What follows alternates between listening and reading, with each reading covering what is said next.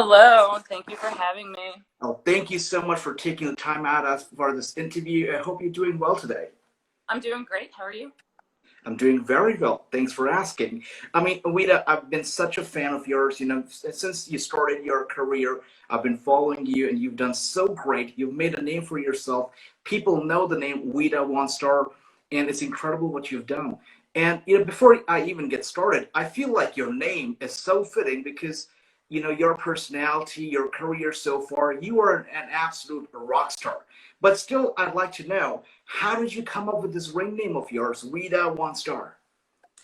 Um, Thank you for asking that. No one ever asks me that actually, but I came up with the name because I have a circus background and a performing That's arts right. background, and I wanted to do. I originally had done a circus gimmick for a little bit before getting involved with the Righteous, and I wanted something that sounded kind of circusy and kind of burlesque-y, and it I see. has kind of a burlesque feel to me. Vita VonStarr. So I also, self-fulfilling prophecy. I like to think of myself as a star as well. So I was like, oh, it works. It's only fitting, and It's I just went with it. it's very fitting. It's very fitting. And there is so much to your personality. And what I absolutely love about you is that you are an achiever. You're a go-getter. You follow your dreams and you do what you love.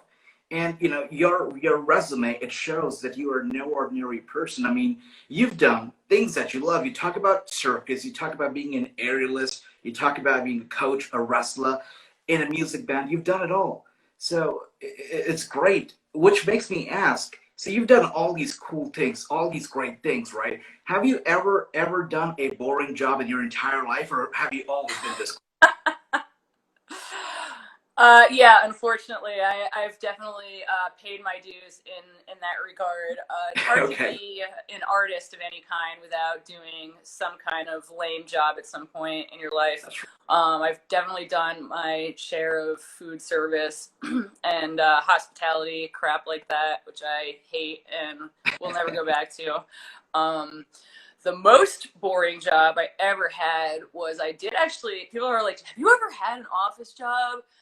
And I did for about a year and a half. I had it was data entry. It was wow. unbearably soul sucking.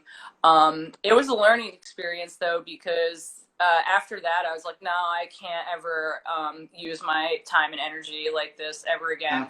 And pretty much after that job, you always like got to do what you got to do to survive. But I was like, no, That's I right. can't ever sit at a desk as a job.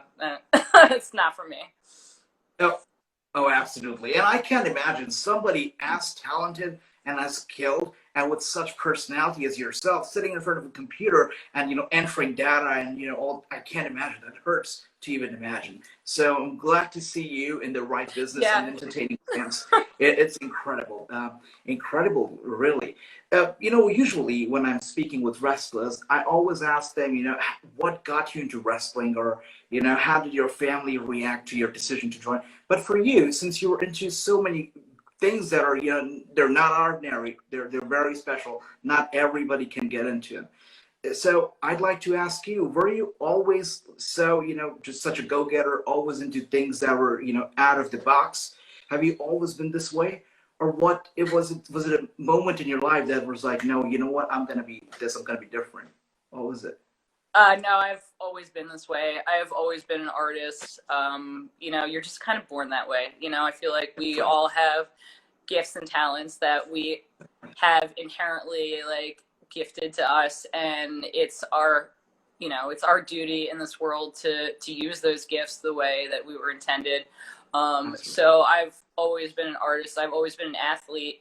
I Gymnastics was my first love of movement as a kid, so I always loved flipping around, and I always gravitated towards sports that were artistic.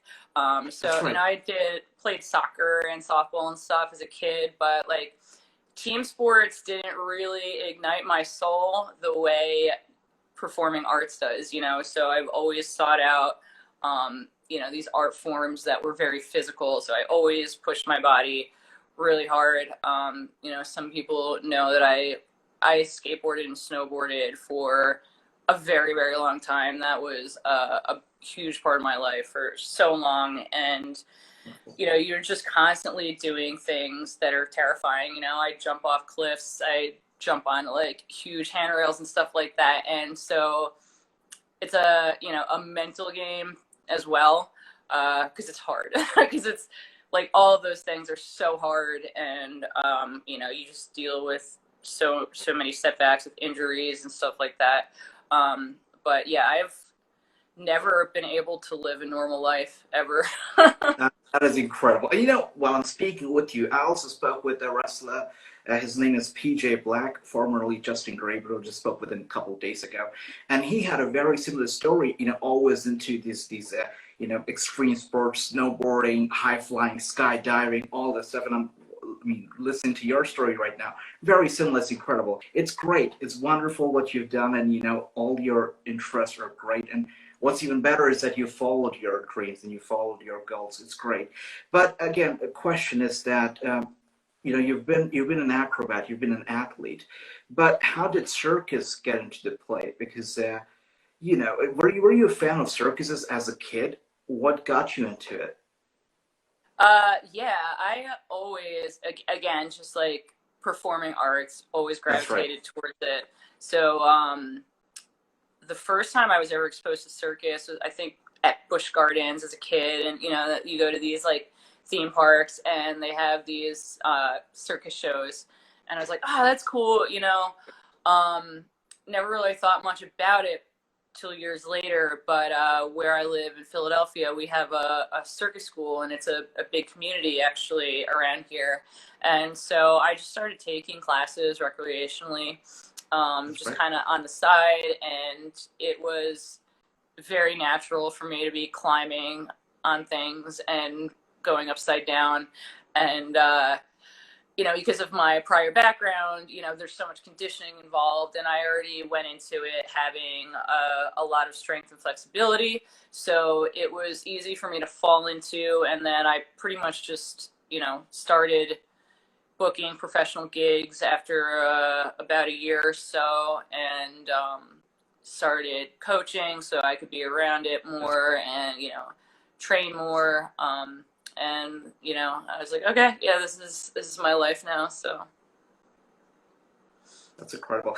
And it's not just circus and wrestling that's been a part of your life. You've also been in music bands. I know that you were actually a part of a music band, and before the pandemic, you guys were planned to be very much active.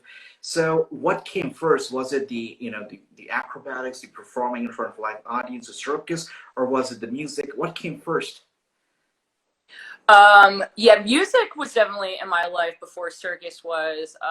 It was just another kind of extension again, where I just always had to be doing something artistic.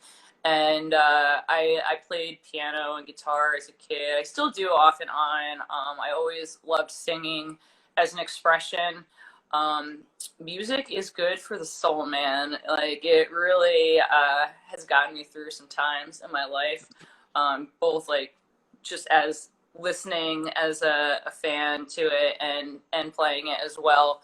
I've had some cool experiences collaborating with people on music stuff, and it was never the thing that I tried to do like professionally, which I see. was kind of what was cool about it, because it was always the safest thing that I did. I was like, oh, cool, I can do this activity and I won't die. That's Um, right. so you know, I kind of like was able to just like relax a lot into it as kind of like a side gig. Um, but yeah, I just, again, just can't have a normal job. I just love to express myself, and I've always had artistic interests. Absolutely. Yeah, music, art, movement, like really is just the things that keep me going in life, man. That's right. And you mentioned, it's funny you mentioned that music was probably the safest job that you did. How's your family reacted to your decisions when it comes to your career choices? I mean, are they like now used to it? Like, of course she's a wrestler now. I mean, are they used to it? Or how was their reaction at first? Can you tell us something about that? Yeah, I had a lot of injuries growing up from skateboarding and Hmm. snowboarding, and my mom doesn't know the majority of the things that I do. I'll just never tell her. She would just freak out. Um, so yeah, after a long time skateboarding, snowboarding, circus did seem safer to them. So they're like, okay, I can like sit down in the audience and like clap and stuff. And, like, oh, my daughter's like 30 feet high in the air. It seems way safer than all the other stuff she does. So now at this point, yeah, they just kind of accept it. Like, it's like, oh, Right. okay, yeah. That's right. That's awesome. So you mentioned that you're a fan of, I mean, the music, the movies. Have you in wrestling, when it comes to wrestling, have you tried to incorporate some aspects of what you love, such as circus, such as the kind of music that you like, the movies that you like? Have you tried to incorporate that into your character? I know that you did try to do it with circus, but what about the movies and the music? Yeah, that's an interesting question. I feel like music with wrestling, there's not enough of it. Oh, I love performing to music. Like I really pride myself on musicality when I do a circus act or something, and just really feeling the music and telling a story that way is really hmm, important to me. But of course, when you wrestle, there's no music. Um, Though I have been to some kaiju big battle shows where there was live music. Every once in a while it happens and it's cool. And I'm like, oh man, these guys get to wrestle the Slayer or Iron Maiden. I'm like, I want to be there right now wrestling that's right. Slayer and Iron Maiden. So it's like so rare. Other than entrance music, which obviously is like a huge part of the whole Absolutely. presentation. Um, Yeah. so I always I love the entrance. That's like a huge part for me.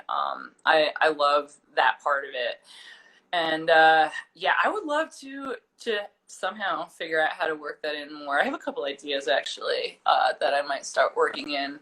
Um, and as far as like movies and like cinematic, like promos, promos are amazing, and promos can be anything really, and I That's right. think that that's a huge part of the art form that we do as well, and has always been really interesting to me.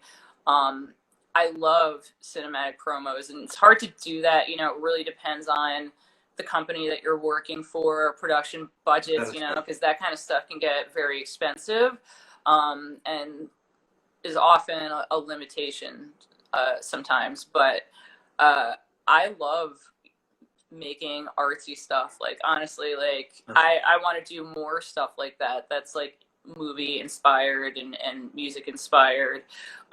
So we'll see. I don't personally have like a huge production budget for stuff like this, but who know, like I don't know what the future holds. So maybe absolutely. I was fortunate with the Righteous, because we did get to do some stuff like that, That's and right. that was like I loved shooting promos with those guys, and telling a long angle like that was super cool. And we did get to do some cinematic stuff that was kind of like off the beaten path as far as like a stereotypical wrestling promo. So Absolutely. yeah, I love stuff like that. I think all the art forms, like you just like pull from different sources, and it's like a divine gift the way that inspiration comes together sometimes and like forms this product that makes it sound like more commercial than it really should be. But um the way that everything is inspiration, honestly. Like I'm inspired by everything that I see around me. It's beautiful, beautiful. Just, I mean, listening to you right now, and from what we've seen with the Righteous, I mean, I can only imagine in the future when you are with the promotion with a bigger budget and with the vision you have, with the creativity that you possess. I can only imagine magic taking place whenever you're in control and you can just go out there and bring your creativity into the play in wrestling. Excited for that. So we were just talking about promos, which makes me wonder. I mean, I'm pretty sure that you must have eased into the world of wrestling when it comes to promo, especially. This is a challenge for a lot of wrestlers. They can be very good in the ring, but when it comes to promo, when it comes to the trash talking, when it comes to selling themselves on the microphone, it becomes a challenge for them. For you, was promos always like, I got this, or did you also have like a, slow growth in it? Yeah, that is true. Promos are a major challenge for a lot of people. A lot of people don't want to do them. That's right. I wouldn't say they come easy to me. Definitely not. I feel most art, honestly, like kind of has growing pains, and promos are the same. I mean, like being able to fire off a promo like right off the bat like is a very important skill, but it takes a while to develop that. I'm definitely still developing that. But yeah, that's definitely always a work in progress. I think that I've gotten a lot better over it in the last couple years. I've been fortunate in a lot of my classes, my wrestling classes at my dojo and stuff. We'll spend some time on them. So I like that when that's incorporated into curriculum in schools. And I know a lot of schools do work on promos like that, but you really can't underestimate it, honestly. It's just such a huge part of the whole Absolutely. thing of what we do, and like you can just tell amazing stories that through promos, and someone who's really good at a promo, that sucks you in. You get really heavily invested into promos sometimes, and sometimes it's honestly more about that than it is about the ring stuff. It's true. Yeah. We are human beings. We get invested in storytelling and emotional responses, That's right. and that promos are a huge important part of that. But yeah, I wouldn't say that I'm like amazing at them. I'm definitely still working on it. I have a ways to go, but I do enjoy them. I actually really do enjoy them. I can They're tell. Thank you. Try. I can just the way you answered that question, I could tell that you are in love with wrestling, and not just wrestling, but the art of wrestling. That's what you're in love with. It's incredible. And while you were answering that question, the term you used dojo, which made me wonder: have you ever tested the waters when it comes to the world of karate? No, I haven't. I love it though. I always loved watching kung fu movies and stuff like that. I That's right. always loved Bruce Lee and Jackie Chan. Like that is an art form too. I mean, the stuff that they Yeah. do is just absolutely incredible. I've taken a couple jujitsu classes, and I would like Wow. to do some more of that. Um, it's all related, like wrestling is a cool art form because you can pull from all these different backgrounds, and it is interesting if someone has like an MMA or a boxing background or something and then gets into professional wrestling, really any sport, kind of like you can take a pro athlete from like almost any discipline and then like train them as a pro wrestler and something interesting will happen. But yeah, I would love to learn more stuff like that, to be honest. I think like amateur wrestling is really cool too, and you don't always see that too much even in pro wrestling. But like I love all those shoot forms of fighting. I mean, that was really why I like kind of like I always gravitated towards like fighting. But Hmm. yeah, there was a time in my life that I was like, oh, I kind of want to be a boxer, but like I'm already like beating myself up like really hardcore. I was like, I don't think I can add a thing like that. And then that's why I love pro wrestling, even though it is still so hard on your body. But like you can still we have more fights in our careers than like a professional boxer. Um, so yeah, that's it's a nice balance, I would say.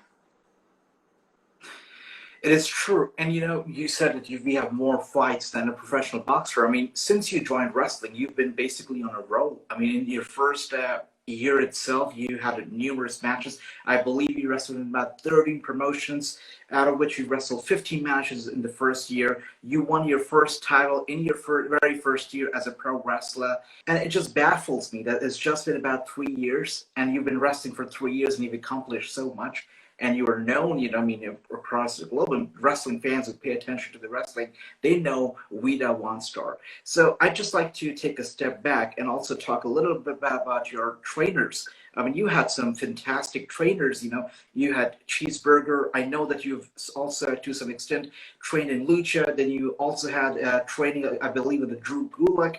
Can you tell us something about the training process? I mean, since you come from a circus background, an acrobatic background, was it easy for you? Were there challenges? Did you ever have second thoughts about wrestling? All of that. Please tell us. Yeah, I definitely had second thoughts about wrestling before. I mean, wrestling is also can be very soul crushing. It is humongous as the rewards can be. It can also really crush you. But I have had very good training experiences, and I'm really grateful for all the training experiences that I've had.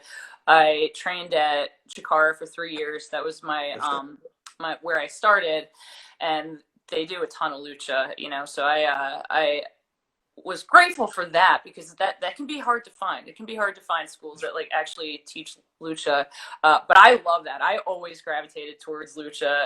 I love everything about it. Obviously like the flippy stuff and the aerial stuff, but like the glitter and the tradition of it, and like it's amazing. I've always loved lucha. So yeah, I did a lot of training with Ophidian. That was where I met Drew Gulak. Actually, Drew was one of my first trainers, and I learned a lot from him. And he still, to this day, like helps me out with promos and a lot of other stuff. I did some lucha at a school called Pro Wrestling Revolution. It's in San Jose, and they're pretty much straight lucha school. So when I went over there, I had like a circus contract there for a few months, and I trained with them when I was over there, and we like spoke the same language, and it was just cool to like work with people in that way. I don't get to do that a lot now, but it's awesome when I do get to. Orange Cassidy has been one of my trainers since day one. All right. Yeah, world famous TV Sumi Sakai, like I owe so much to. So yeah, I really have a lot to be grateful as far as the training experiences that I've had. That is amazing. Do you get time to watch wrestling on television every week? Yeah, I do. I really do try. I always try and keep up with Ring of Honor stuff, and That's right. yeah, of course. So, the Impact stuff, like the women's division at Impact right now is really incredible. AEW, like I don't watch all the time, but like I keep up with it. It's kind of hard to avoid it, and they have incredible things going on there. I watch a lot of indie stuff too. I watch tons of women's wrestling. Like Mission Pro, in Texas, there's like a lot of stuff going on there. So I definitely watch wrestling every week. And if we were just talking about Impact, that's what I wanted to ask you about. Impact Hard to Kill. ROH, they pretty much invaded that show, invaded Impact Wrestling. I know on social media there were people who were wondering, where is Vita VonStarr? Why is she not there? So when are you gonna give fans what they want? When are you invading Impact, or do you have any other promotion that you have set in your mind you want to aim for next? Yeah, a lot of people have been wondering that actually, and thank you for that. Yeah, it's just a weird time right now. Impact is definitely on my radar for sure. I'm, kind of in a process right now of talking to a bunch of people and like putting feelers out there and seeing what happens. Yeah, out of all the other promotions right now, Impact would be the one that I would want to be at the most, for sure. So, you know, the industry is weird. Things just happen in a weird way sometimes, and you just go with the flow, you know. So, kind of like the future is uncertain right now. I've been saying this for a couple months now, like ever since we got fired from Ring of Honor. But you know, there's a lot on the horizon, and there's a lot to look forward to. And I'm just at this point like just open to where things flow, and you know, I think that whatever is meant to be will happen, and I'll end up somewhere. And you know, I just want to work with cool people and have good experiences and make wrestling art for the fans. So as long as that happens, I'm happy. I can tell that from all the people that were let go from ROH, you definitely stand out. And it's just your talent that you possess, your creativity, your personality. I feel that the next time we'll be catching up, you'd be signed to a major promotion. I just have that feeling. And I know people were saying they'd love to see you in Impact Wrestling, and I do see it happening. Maybe a bigger promotion. I do see it happening for sure. Thank you. That means a lot to me. It really does. Oh. Absolutely. Wita, it's been such a pleasure to talk to you. And before I let you go, I just have one more question, and that's because I was just watching one of your matches yesterday, which was an intergender match.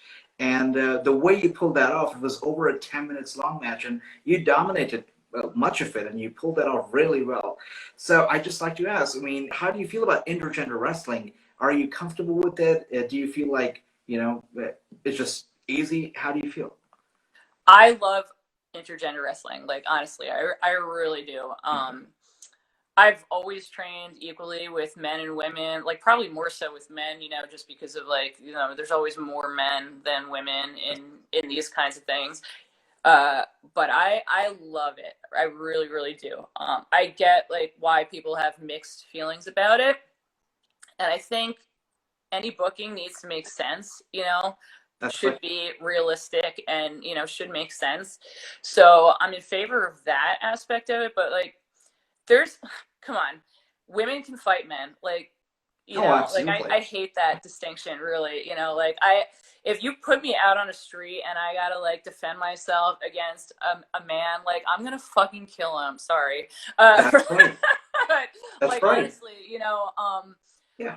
Like there's still realism and all that, and I I love working with men because I can usually do a lot more flying, which is cool. You know, you know, whoever your opponent is, you're always, you know, working with each other's like strengths and weaknesses, and that's always interesting to me.